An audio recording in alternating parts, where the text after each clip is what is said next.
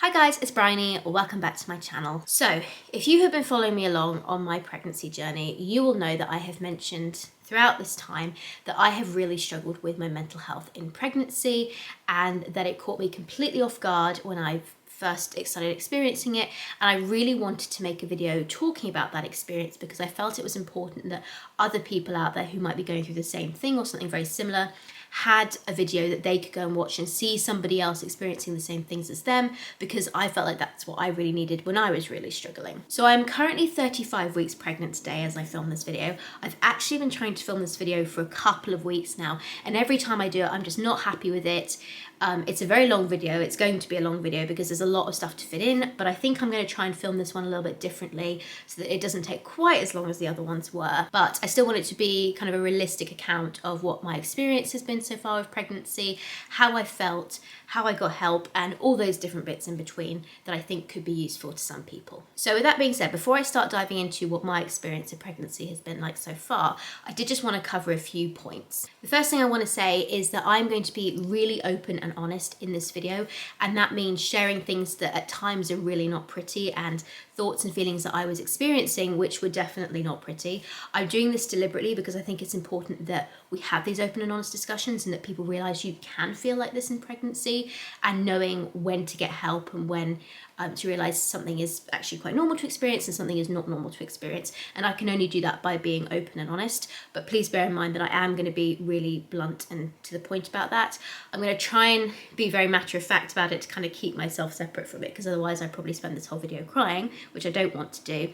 But I do want to be really open about everything that I experienced and all those feelings and emotions, because I think it's so important to actually share with you what I was going through at those moments in time. But yeah, there are times where it's not pretty, so please be aware of that, and please respect that it's actually quite difficult for me to talk about some of this stuff at times, but I think it's important to do so. The second point I want to raise is that everything I'm talking about in this video, my medical professionals are aware of. Like I said in the first point, some of it is quite extreme, but everyone who is working with me knows about this stuff, is involved in supporting me. I don't want you watching this being like, oh my god, Bryony, you need to speak to a psychiatrist or something. I already have one. So I just wanted to make it very clear that all my medical professionals are aware of my situation. And actually in this video, I'm mostly going to be talking about the first half of my pregnancy. The times I experienced the most mental health issues were kind of between weeks 5 and weeks 22 of my pregnancy. So that's the period I'm mainly going to talk about in this video. And finally, the last point I wanted to make before we go any further in this video is around infertility. One of the arguments that gets thrown at women who are struggling during their pregnancy or even postnatally, when they start opening up about it, is people will often go, oh, you need to be grateful because some people can't get pregnant. Now, it's important to say that infertility is a devastating disease. It affects many people and it is a horrible thing to go through. However, those experiences do not outweigh the experiences of people who are struggling in pregnancy and postnatally too. There's enough space in the world for us to accept that they are all awful things that you can experience, and we can support people who are going through each of those things as well. Another point to mention on this is that actually many people who go through infertility who do get pregnant often will experience mental health problems in pregnancy as well. And for some people that can feel even worse, because if you've spent say 2 or 3 years trying to get pregnant and then you get pregnant and it's not how you expected to feel and you thought you'd feel overjoyed, you've been trying for years and years, and then you don't experience that, or it's actually really common to experience mental health problems in that, because if you've tried for so long and then you're aware of all the things that can go wrong, it really shouldn't be surprising that many people who go through infertility will struggle with their feelings and anxieties and stuff in pregnancy too. But for some reason we don't seem to talk about that, and I think people who've been through infertility have even more pressure on them to kind of find pregnancy a wonderful experience because they've waited so long for it. And so actually it's not helpful to people who are experiencing antenatal depression now, but it's also not helpful to people who are experiencing infertility, because at some point in the future they may get pregnant and they may experience these things too. So it's just important to be aware that actually all these things are interconnected and one feeling is not more important than the other. I, as a pregnant person, do not hold responsibility for somebody else's infertility, and somebody who's going through infertility does not hold responsibility for my feelings and emotions while I'm pregnant. Just wanted to put that out there because it is definitely something I've seen come up time and time again when I've seen people open up about their struggles with pregnancy, is people just throwing at them, you should be grateful because XYZ. Actually, it's really important we have open spaces that women can feel confident to come forwards and share how they're feeling and have these conversations without feeling worried that they're going to be shamed or made to feel guilty for sharing those experiences. So So with that all out of the way, let's move on to my own experiences of mental health problems during pregnancy. The first thing I wanted to say is that prior to pregnancy, I was not experiencing any mental health problems at all. I've never been someone that suffered with depression or anxiety. The only sort of mental health issue I think I've ever had in my past was around the time when I was really sick with Lyme disease as a teenager, and I was housebound for a while, and I developed agoraphobia, a fear of going out in public because I was so scared that if I went out somewhere I'd become really ill really quickly and would be stuck there, and that's kind of how that fear developed in me. But that's the only time previously I've experienced any sort of mental health issue. Depression and anxiety are not something I experience on a regular basis. If you do experience them on a regular basis, that does make you much more likely to experience them in pregnancy. But I personally hadn't. And I also was not someone that ever experienced PMS with my periods either. I never had mood fluctuations with my periods. So this for me came completely out of the blue. I think I was perhaps expecting some of the other side effects of pregnancy, like fatigue, maybe a bit of the nausea. Those were things I sort of knew about, getting bigger obviously. Those were things I knew about, but mental health, it never even crossed my mind that might be something I struggle with in pregnancy. So this really did catch me completely off guard. So my pregnancy was very planned, and one of the myths around mental health problems with pregnancy is people think it only happens to those who have surprise pregnancies, they're caught completely off guard. Absolutely, you can experience that if you have had a surprise pregnancy, but this can also happen to people who've gone through planned pregnancies, and that is my own experience. So I made the decision in September 2021 that I wanted to have a baby. And I've talked about like my journey through solo motherhood, and I've recorded all that separately, so not going to go into details about that on here. But I gave myself about 4 months to really think about it and be like, are you absolutely sure this is what you want to do? Before I even went to a clinic for the first time. So I went to my first clinic appointment in January 2022, and then I actually got pregnant with my second round of IUI, intrauterine insemination, in May, June 2022. So it wasn't like I immediately got pregnant the moment I started trying. It was still a few months of process to get there. So the first thing that I remember feeling a little bit kind of caught off guard by was actually when I found out I was pregnant. So I took a pregnancy test, and I was one of those people that tested really early. So I took a pregnancy test, I think from like day 7 post-ovulation, and I got my first faint positive around 9 days past ovulation, and then like a definite positive 10 days past ovulation. So it's probably the 10-day one that was like the first time I saw the really obvious positive line and was like, okay, I'm definitely pregnant. And I am somebody who has always been very maternal. I always knew I wanted children. I was always really like excited to have them, planning to have them, etc. So I think in my head, I thought this would be like a Disneyland fireworks moment. You know, the moment I found out I was pregnant, it was going to be the most euphoric feeling in the world. And when I found out I was pregnant, I was happy, but I didn't have those fireworks, that Disneyland firework feeling. And so I was like, oh, I thought I'd feel more happy than this. I am happy, but I'm not as happy as I thought I would be. So that was probably the first thing that ever happened in my pregnancy. Like right from the very beginning, I didn't feel as excited about it as I thought I would, and that kind of caught me off guard a bit. So I got that positive pregnancy test when I was roughly 3.5 weeks pregnant, so quite early on. Fast forwarding a little bit to about 5.5 weeks pregnant, this is when my morning sickness started kicking in, and this is when the mental health struggles really started happening for me. So my experience of morning sickness was not just in the morning. Like many people, this doesn't just happen in the morning. I don't know why we still call it morning sickness. Pregnancy nausea and vomiting is probably a better explanation, but people mostly know it as morning sickness. When that kicked in for me, I wasn't actually being sick, but my experience of it was basically all day nausea, and it was horrible. As I mentioned earlier on in the video, when I was in my teens, I was really, really ill with a condition called Lyme disease, and 2 of the symptoms that I had from Lyme disease was nausea and fatigue, and these were 2 symptoms that kicked in for me with my pregnancy at around 5.5 weeks. Now, I used to joke that I would do pregnancy really well because I was very experienced with feeling nauseous and tired because of my experience of Lyme disease, and so I just know how to ace it when I actually got pregnant. Oh my goodness, how wrong was I on this? So first of all, I hadn't factored in the fact that actually experiencing the feelings of nausea and fatigue again was completely different to remembering what that was like. I'm someone that's always been very open and honest and very happy to talk about my experiences with my illness in the past. I don't find it particularly upsetting or triggering for me to talk about it. I can be very matter of fact of it. I can explain it to people. I'm like, yeah, this is what I went through and this is how it manifested in me and this is what Lyme disease is, blah, blah, blah. But when I actually started experiencing those feelings again, that was a totally different thing, and that did trigger me.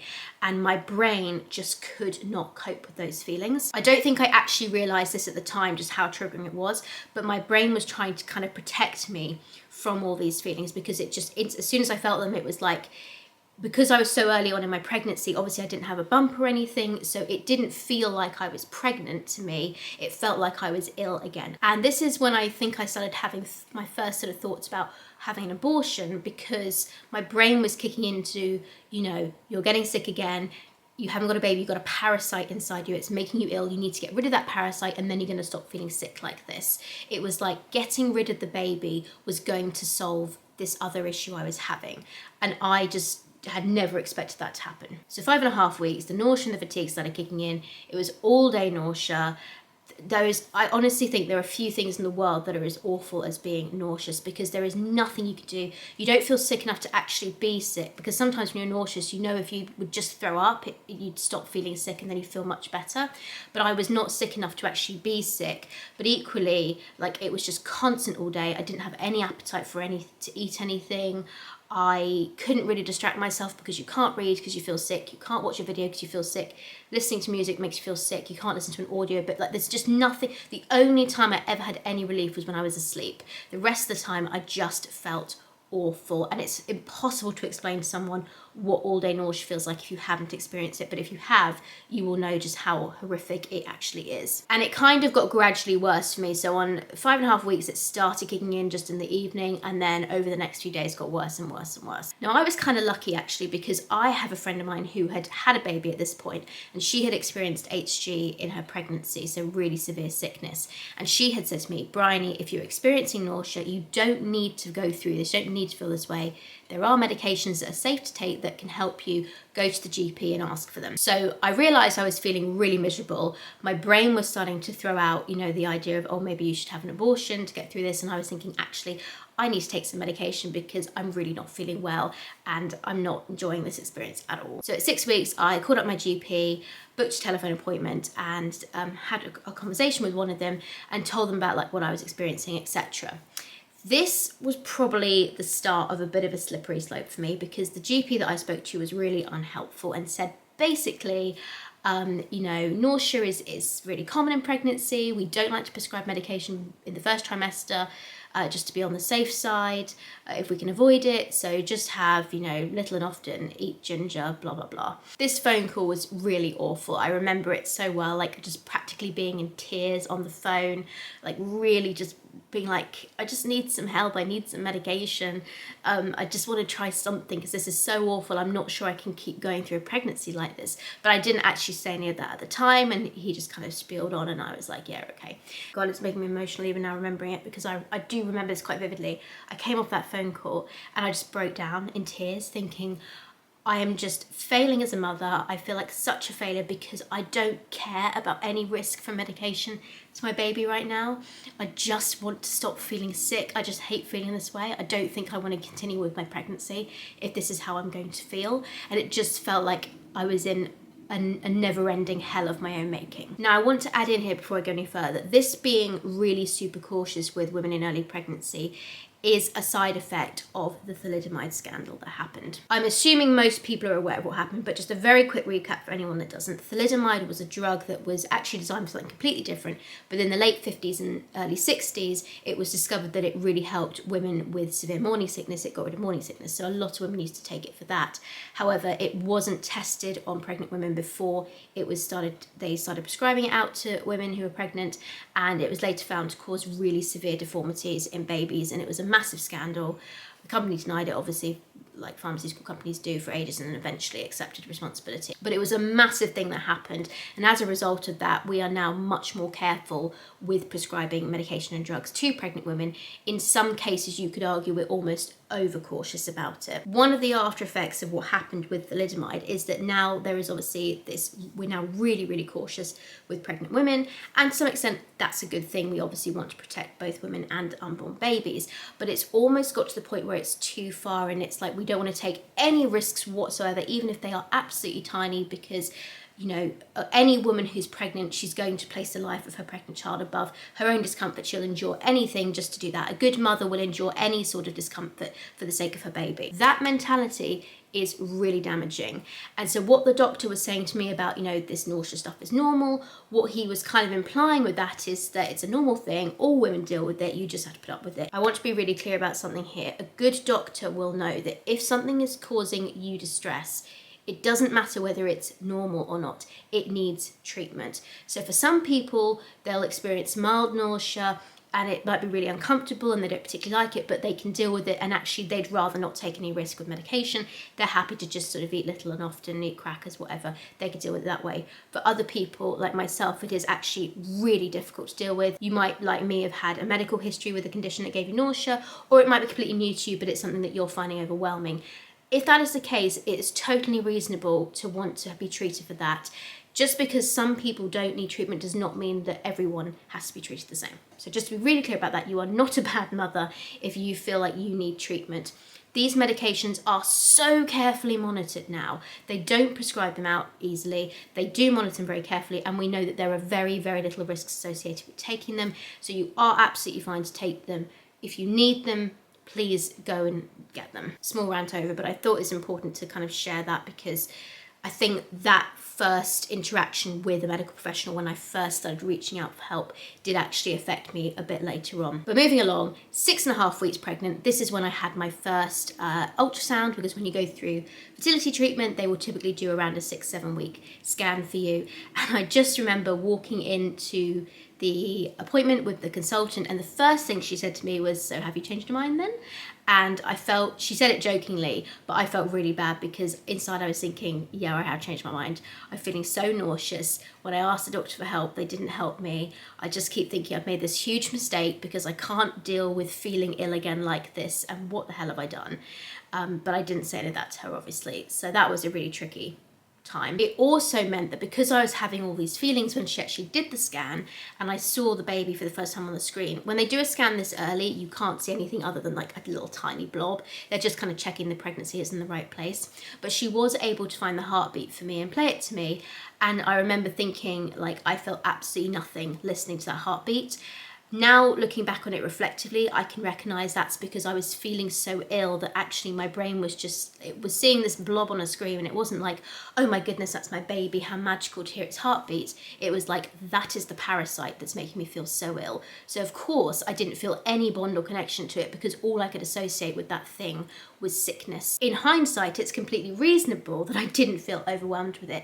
But back then I remember thinking, oh my goodness, I've been following like so many influencers that have had magical experiences where they've gone and heard their baby's heartbeat for the first time, and I feel nothing. So then that feeling of failure and shame just kept getting bigger. Now at 7 weeks pregnant, I went back to the GP because my good friend that I had talked about before, who had HG, had messaged me after I'd kind of broken down on her a bit and been like, I'm really struggling, I don't know if I could do this. And she'd been like, Bryony, go back to the GP and tell them you need this medication. You've got to be really firm and really strong about it. And that is what I did at 7 weeks. I went back to the GP and I pretty much said, either you need to give me some medication for this nausea or you need to give me an abortion, because I'm literally at that point where I physically don't feel like I can cope with this anymore. It wasn't so much the nausea was horrific, but mentally it was just stripping me apart. I didn't put it quite like that to the GP, I don't think, but you get the gist. Anyway, this GP was a woman, and I don't know if that helped, but B, she was much better. And she said, yeah, you know, we do tend to try and avoid prescribing in the first trimester if we can, but if you're really struggling and you feel like you need them, then I can absolutely prescribe you something. And so she was brilliant, actually. I spent the week, because when you start trying antiemetics, there's several different types you can try. Some work for some people, some don't, others don't work. So So you just kind of have to go through a bit of experimentation to find out what works for you. And the first drug she prescribed me didn't work, but the second one fortunately did, and that was metoclopramide. And oh my goodness, like being able to take this and not feel sick made such a difference. So thank God for that doctor listening to me and helping me out, because that made a real impact on me. So finally, at this point, at about 7.5 weeks, I'm no longer dealing with the constant nausea. I was prescribed on this metoclopramide, I was taking it, and it was getting rid of that feeling for me. However, it got rid of my nausea, but it didn't get rid of my kind of lack of appetite. So I didn't really have any food that I particularly wanted to eat. I still had a lot of food aversions at this point, didn't get rid of those, but it did stop me feeling so nauseous. So that made a big difference. However, the impact of the previous couple of weeks of feeling really nauseous, and also of not having had the reaction when I first found out I was pregnant, had started to have this impact on me, and I was already feeling this sense of I'm failing as a mother because I'm not feeling how I should. So I've got my medication at this point, I'm taking it daily, it is helping with the nausea, and that is keeping things under control, and I'm kind of plodding along. And then I get to around 10 weeks pregnant, and this is when sort of all hell breaks loose for me. So I still to this day don't know if there was a particular trigger for anything or what might have happened, but at 10 weeks, that's when I had my first really severe episodes of depression, anxiety, and paranoia. Basically, what would happen is I'd be going about my day and I would have these feelings that would just kind of come over me like a crushing weight, and I'd just feel so low. I kind of describe these waves as like blips or as episodes almost, because I'd be feeling okay and then I'd just sink down into a really deep episode and come out of it a bit later on. And it would be depression, it would be a depressive episode where I'd feel like the world was ending, I was going to lose everybody I loved, everyone was going to die. It was just this, if you've had depression, you'll know what it's like. It's just this crippling feeling of everything in the world being awful. It's the only way I can really describe it. It was just terrifying. And I used to come up to my bed, and I was staying at my parents' house at this point, kind of curl up in my duvet and just cry. Oh, I should just mention actually that in my early pregnancy, I was still fostering. But when that placement finished, I said to my fostering service, I can't take any more on, I'm not feeling well at the moment. And so basically I haven't fostered since then because I've just not been well enough.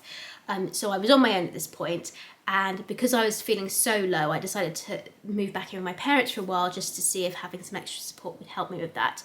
As it happened, I was only planning to come here initially for a couple of weeks, but I am still here now. But that 10-week period was by far the worst for me. The other thing that happened during that kind of 10-week pregnancy period was that I had an episode of paranoia where my mum had left the house with a friend of hers to go to a garden centre, and my brain was absolutely convinced that she'd been killed in a car crash. Like, there was no other logical explanation. She was dead. Like, she'd been killed in a car crash.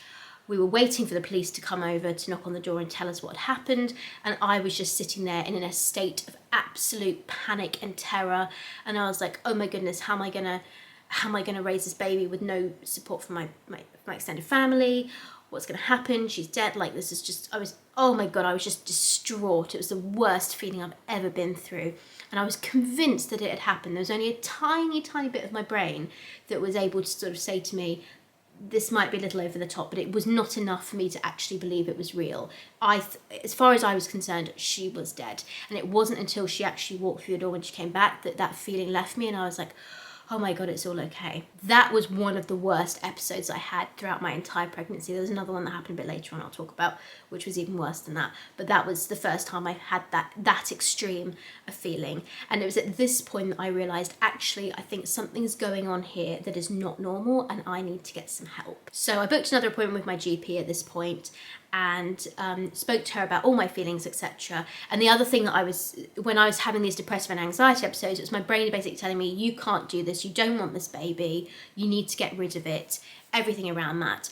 Even though I had my anti-nausea meds and they were keeping the nausea away, like I said earlier, I still had the food aversions, I still wasn't feeling great, was still tired, still felt quite ill at this point. So I think my brain was still kind of in the, if we get rid of the baby, we're going to get rid of all these feelings and the sickness and emotion, you're going to be fine again. So it was just screaming at me, get rid of the baby, get rid of the baby. And that was really hard to deal with. And after one particularly bad depressive episode, which I literally sat up here in this room, crying my eyes out, feeling like, what have I done? The world is ending. I've made the stupidest decision of my life. I actually sat down and wrote out a plan of what I would do, like, of like having an abortion and then what I would do after that in the next year.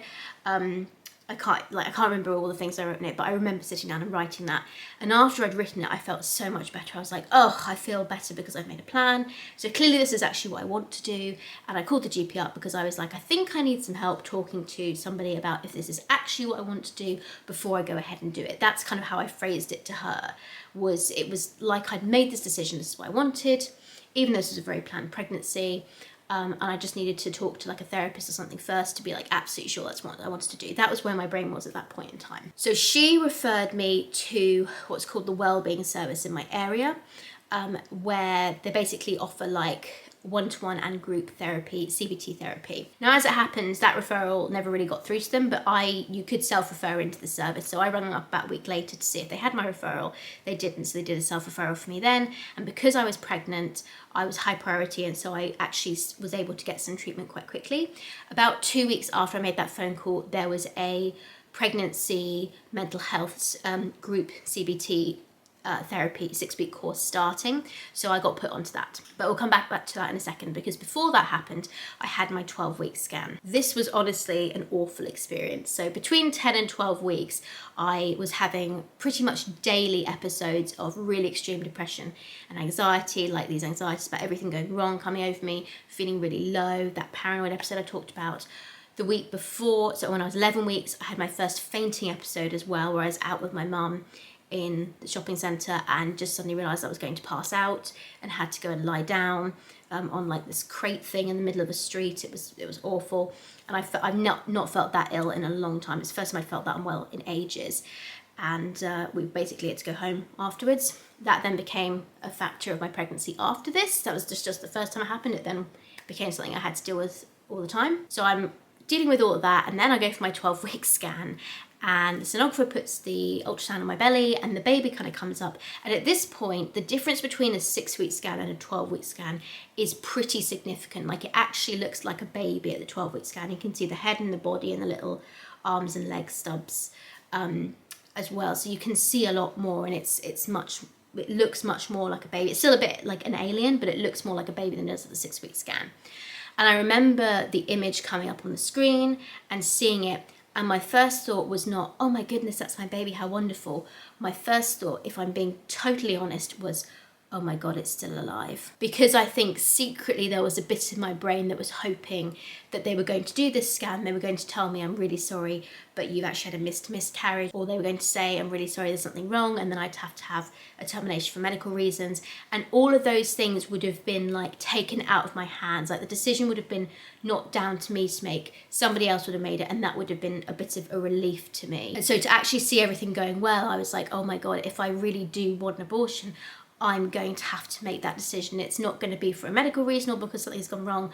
I'm going to have to fully decide this. And that was really overwhelming to me. And then, of course, after that initial thought passed, my brain went back to, oh my God, like, I'm sitting here looking at my baby that I really wanted. And my first thought is, why isn't it dead?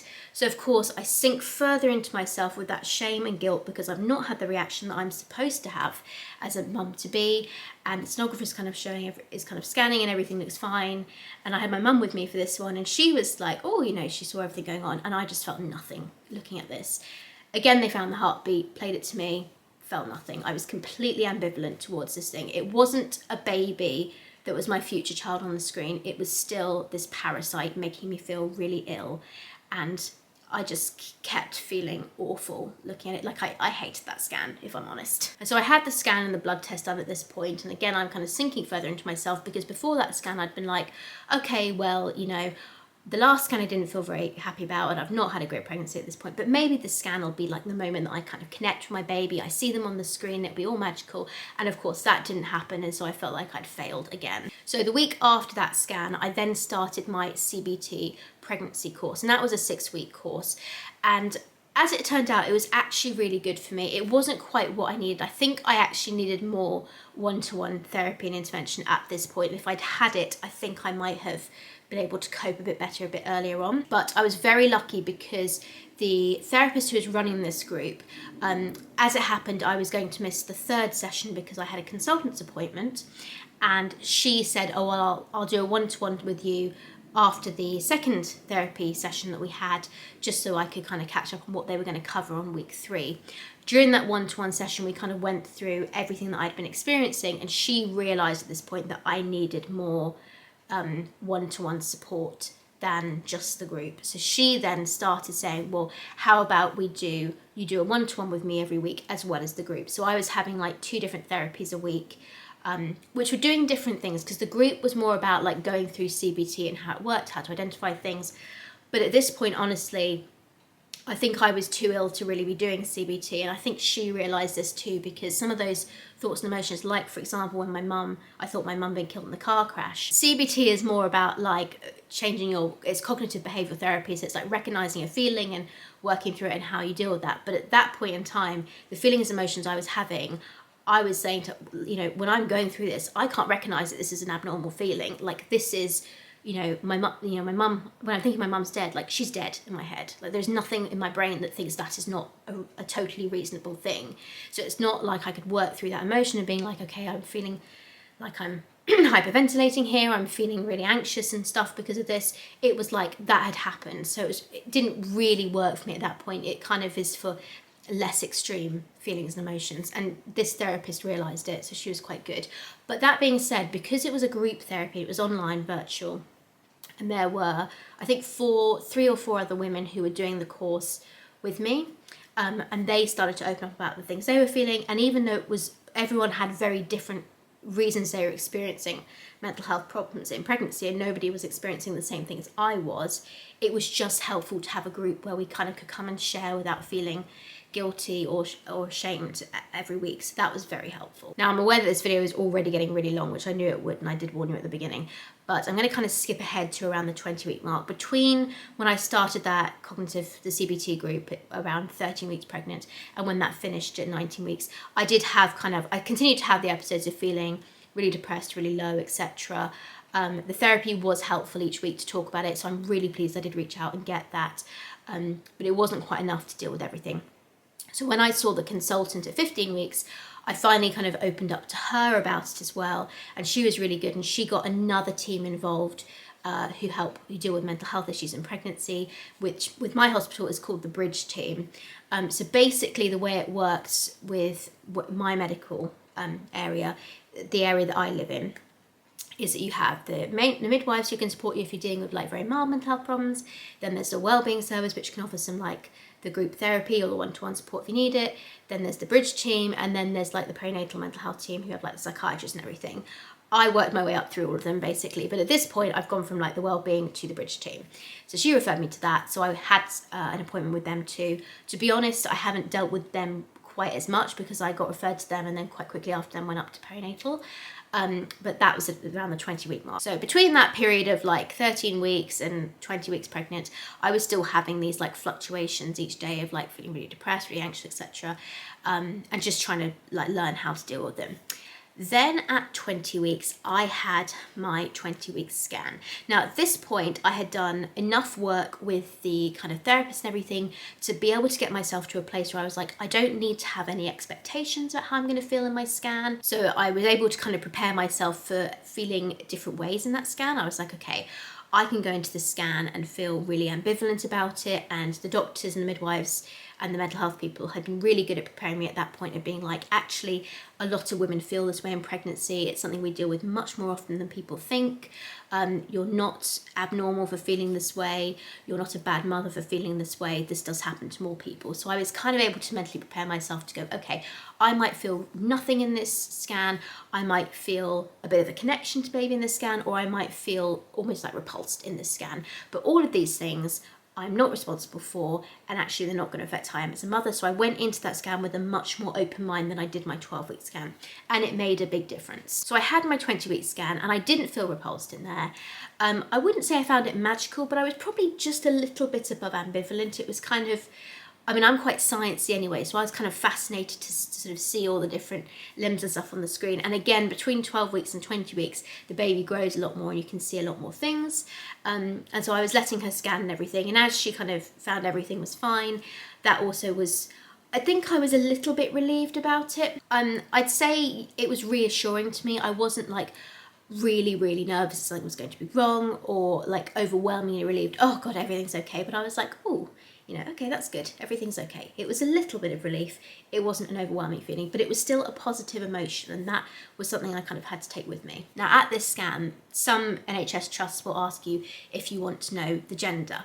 And I said, yes, I would, but could she please write it on a little piece of card and put it in an envelope for me, because I wanted to do a gender reveal. And they're obviously very used to this happening now. It's become much more common in the UK to do this, because she said, yeah, no problem. And actually she was a lovely sonographer, and that really helped too. So she did the scan, and she wrote down obviously what it was on the card. I didn't see, and she put it away, and then she gave that to me. And what I had decided to do with my mum was, because the rest of my pregnancy had been so miserable up to this point, I decided to have just a little like gender reveal tea party, where we did a cake that we got someone to bake that did like blue or pink cake inside, and we just had tea and some other little snacks. So just something small with about 4 or 5 of my friends plus my parents, just a small gathering to kind of try and make a bit of a thing of it. So we booked that for the weekend after I'd had the scan. So I was actually 21 weeks when we had this gender reveal party. Now, this is probably the most difficult part of the whole video to do actually, because it involves admitting something that is still quite taboo, and that is around gender disappointment. So I knew going into this like gender reveal party that I had a little bit of a preference for a girl, and I had a feeling that it was a boy, because when she did the ultrasound scan, she never, as far as I was aware, said to me, and I was kind of expecting her at some point to say, okay, I'm going to look for the gender now, so I'm going to turn the screen away and just like get me to look away so I didn't see anything. She didn't do that. She just did all her regular checks, and she obviously through doing that knew what it was. And so my logic of that was, oh, she must have seen like a penis or something floating around there. It must have been really obvious what it was, and I just assumed it was easier to be able to tell with a boy versus a girl. So I kind of knew that, and I was trying to sort of prepare myself for that outcome going into it. However, the night before my gender reveal party, I had quite a vivid dream, and in this dream I found out it was a boy, and I was absolutely devastated. And you know when you have a really vivid dream and you can feel it the next day? Like I woke up still feeling those feelings of devastation, and I just knew it was a boy from that moment on, because I felt that way. And so I basically spent the whole day until the afternoon dreading this party that we'd organised, because I thought, oh my God, I've invited all these people round to come and celebrate with me, and I'm just going to be miserable when I find out that it's a boy. So anyway, of course, the afternoon does come. My friends arrive. We have this little cake that we've had made, and it's just got white icing over it. If you saw my gender reveal video, you'll have seen what the cake looked like. And I was kind of trying to mentally prepare myself, and I'd said to myself, whatever happens, I want to kind of smile and look really happy when I reveal it, because I want this to be like something that's caught on camera. I want this to be a special moment. So pretty much once everyone's arrived, we quite quickly get round to the actual cake cutting, and I did it in a way that rather, because we didn't know if the buttercream inside was pink or blue as well, I thought, well, if I had the same knife, if I cut through and bring it out, it's going to have a smear of it on. So what we did was we used 2 knives to cut into the cake like this, and then I had a separate cake knife underneath to lift it up, so that there was no kind of pulling the knives out to reveal the colour. But as I cut in with the first knife, the icing kind of depressed a bit, and it was enough for me to be able to see that it was blue inside. And actually that just gave me a couple of seconds to kind of like prepare myself for lifting up the cake slice to show everyone else, because only I could see it at that point. So I did that, and then I kind of cut in a bit slower with the other one, and I lifted it up, and I was like, it's a boy. And inside I was just like, oh, my heart just sank. It was the worst feeling ever. But I didn't want to show that to my friends and everyone. I didn't want to show that on camera and stuff, because I knew I was going to feel that way. I knew I was going to be a bit disappointed about it being a boy, but I wanted it to still be recorded as a happy moment. I will say that actually, in hindsight, having this little gender reveal party was actually a good thing, because even though I was really sad, because I had my friends there and we kind of all got chatting, and actually we weren't really chatting that much about baby stuff specifically, there were lots of other things we were talking about too, it gave me a good distraction. So it kind of ended up being a little gender reveal party with some friends, and then we went on and had like other chats as well. So we kind of ate the cake, had the tea, and then we sat down and talked about other things too. And that was really, really helpful to me. So I'm so pleased I did do that party, because it actually did make it a much more positive thing than it would have been if I found out on my own. If I'd been on my own, I would have opened that up and I would have just burst into tears, and I would have just run off to my room and started crying and gone to bed probably. I didn't do that. I was able to kind of chat to my friends, and put off how I was feeling until after the party finished. But that being said, once the party had finished and my last friend had left, that is when my kind of worst experience mental health wise throughout my pregnancy kicked in for me. So what happened is throughout that party I was kind of able to keep up, I put on a happy face and sort of talk to my friends, and actually, as I said before, it was really nice to do that. But when they had gone, it was finally sinking into me, oh my god, I'm having a boy. The first thing I did was, I remember my mum wanted to hug me because she knew I was going to be disappointed if it was a boy, and I just didn't want anyone touching me. So I was like, no, I need to go to the loo, and I went upstairs. And what I actually did was I came up out the stairs after waving my last friend off, came up the stairs, came onto my laptop and looked up, could I still have an abortion? Because I was just like, I don't want a boy, I want a girl, and I don't want to go through this. I've been through like 20 weeks of hell for this, for a boy that I don't want, and I was just distraught. So I was looking up, can you still have an abortion? Which, by the way, the answer in the UK is yes, you can. And so I was like, oh gosh, I felt a bit relieved about that. But then it started sinking into me that actually, I know having an abortion this late is quite an invasive procedure, and I didn't want to have that done. And so I knew I wasn't going to go through with that. And so my brain was just like, oh God, like, we can't get rid of the baby, so actually you need to kill yourself now. That was my one and only suicidal episode that I had throughout my pregnancy. I had other moments of feeling really low, like I wanted to be dead, but I didn't actually have any inclination to do anything about it. This was the one and only time that did happen. I felt so low and depressed because I just had this feeling like all I've ever wanted is a baby. I wanted a little girl because I had this really special relationship with my mum, and I think I was just wanting that relationship too with my own daughter. And so it just felt like I don't want this baby, and this has been such a miserable experience for me. I can't go through this again, and all I've ever wanted is to be a mum, so that's never going to happen. So there's no point in living anymore. I should just kill myself. That's kind of the process my brain was going through. And then that morphed into my brain realizing actually I wasn't going to do anything about it because I wasn't suicidal enough to actually go and plan anything or do anything. So it said, well, actually, what we'll do is we'll continue on with the pregnancy, but when the baby's born, we'll just kill it. That's what we'll do. We'll kill the baby when it's born. Oh God, this is just, it's horrible to even think back to how I felt at this point, and it's awful to admit it. But at that moment in time, I remember like the intrusive thoughts were so strong at this point that when my brain said that to me, I just felt utter relief. I was like, oh God, there we go. We've solved it. Like, we're going to continue on with this, we'll get through it, and then we'll just get rid of the baby when it's here and everything will be fine. So then I started to like calm down because it was like, we have a plan of action, obviously totally illogical. My brain didn't realize this at this point, like intrusive thoughts, mental health stuff, you don't always know what's going on. So I was thinking these thoughts and I'd calmed down enough. I was like, okay, I can go downstairs and eat dinner, because before that I was like not wanting to eat because I thought, what's the point of eating? I'm just going to die anyway, so I might as well just starve myself. But I was able to go downstairs, have dinner, and I got through that evening. It wasn't until, so this happened on a Saturday, by the way, my party was on a Saturday, had it in the kind of early afternoon, and then these thoughts and feelings happened in the evening. It wasn't until the next day on the Sunday at lunchtime that I started to come out of that episode. I described it as like a dip. So that feeling of like wanting an abortion, wanting to die, wanting to kill a baby, that was like at the bottom of my dip. When I started to come out of that was about lunchtime the next day, and it was at that point that my brain kind of went, oh my gosh, that was not normal. Because it was at that point that my brain started to have more of what I would call a normal reaction to gender disappointment, where if you know you have a slight preference for one or the other, which a lot of people do, by the way, it's normal to feel like, oh gosh, I really would have liked a girl, but I know I love a boy anyway, and just kind of have more of a logical reaction. That's when that kicked in for me. It was on Sunday afternoon. I morphed from this feeling of the world was ending having a boy to, I'm a little bit disappointed, but I know I'll grow to love it. So that is when I knew I needed to contact the Antenatal mental health team on the Monday, the day after, because that reaction had just been too extreme, and I was like, it actually scared me. When I came out of it, I was really quite scared, and I began to think, actually, maybe now I need to think about having some medication. So at that point, I called the perinatal mental health team on the Monday, explained to them the situation that had happened.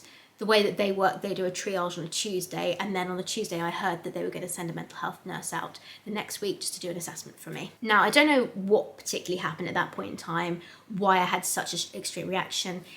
Mixture of hormones, feeling a bit disappointed, etc., everything coalescing together, I don't know. But I ended up not actually having an episode that severe again. thank God. So anyway, I saw the mental health nurse the week after.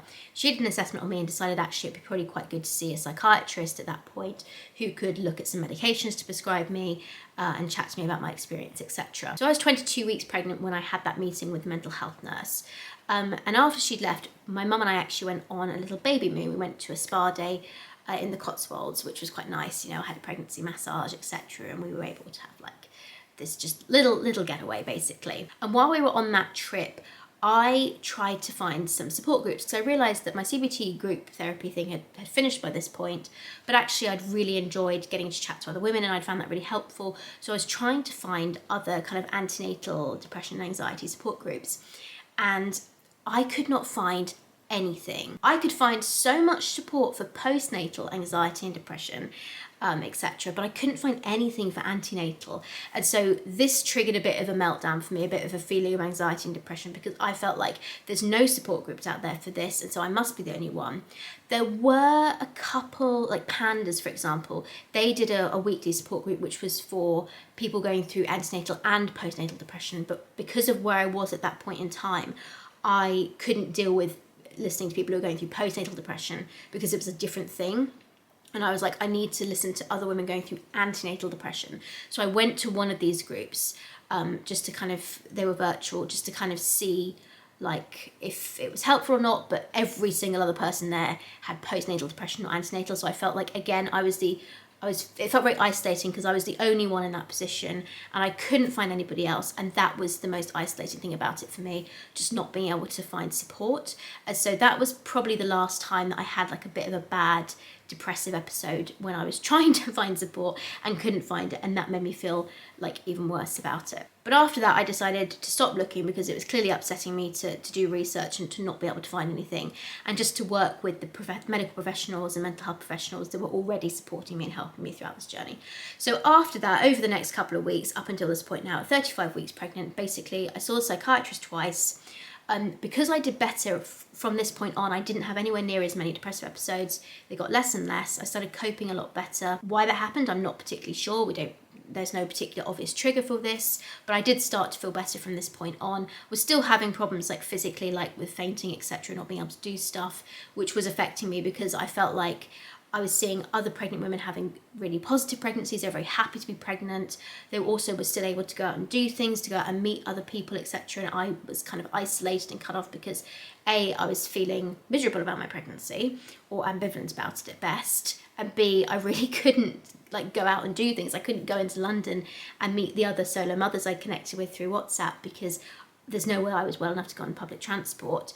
And if I wanted to go anywhere, I had to go with my mum because quite often I would have fainting episodes and we'd have to come back to the car and, go off. And during the middle of my pregnancy, when we went on holiday at 16 weeks, we ended up having to borrow a wheelchair to go on holiday with. And without that chair, I would never have survived that holiday because I literally I could not have coped.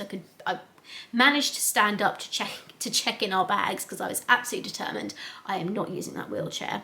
But after checking in, I was so zonked and felt like I was going to faint that I ended up sitting down and having to use it anyway. I just felt so unwell in various different ways throughout my pregnancy. At first it was the nausea, then it was the fatigue, then it was the fainting and feeling really depressed and ambivalent, and it just kind of felt like it went on and on and on. Ugh, the camera just died, so I had to go and charge it for a little bit. Anyway, so from around 23 weeks onwards, I've been much better. I've still been getting support from the service. I have still got a bridge team midwife. I saw the psychiatrist twice. Because I have been doing better in that period, we decided I didn't need medication after all. And so she has now discharged me and I've gone back to the wellbeing service, and I'm just gonna have some one-to-one therapy with them just to make sure I'm as best prepared for things as possible. I am still having some intrusive thoughts.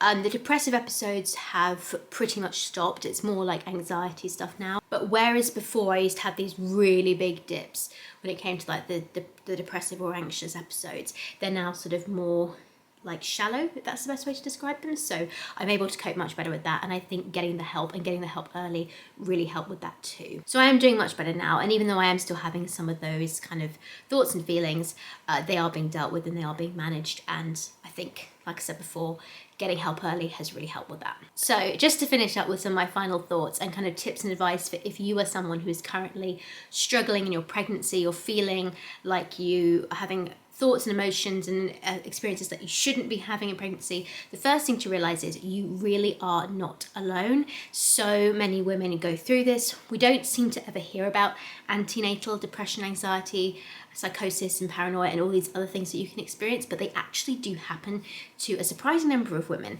It's not quite as common as postpartum depression, anxiety and psychosis, but it does happen in pregnancy. So you are not abnormal. These things do happen. The other thing I think I wish I had known before becoming pregnant was that pregnancy is not always a beautiful, magical, wonderful experience for everyone.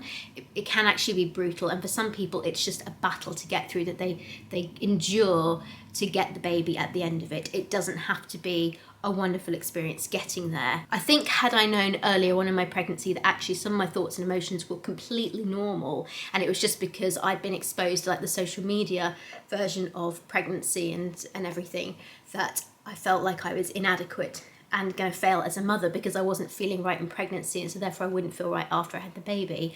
I think I would have coped better earlier on and maybe not have had quite such extreme emotions and feelings. The truth is we'll never know. One of the other things is that the drug I was prescribed for my anti-nausea, metoclopramide, does have a side effect of depression. So I was able to cut back on that from around 10 weeks, and luckily my nausea had pretty much stopped by around 14 weeks of pregnancy. But it's gone on for so much longer with the feelings of depression, anxiety, etc., that I don't think I can entirely put it down to that medication. I'm sure it didn't help, but I don't think that alone would have triggered it because I was already feeling quite low before I even went on medication.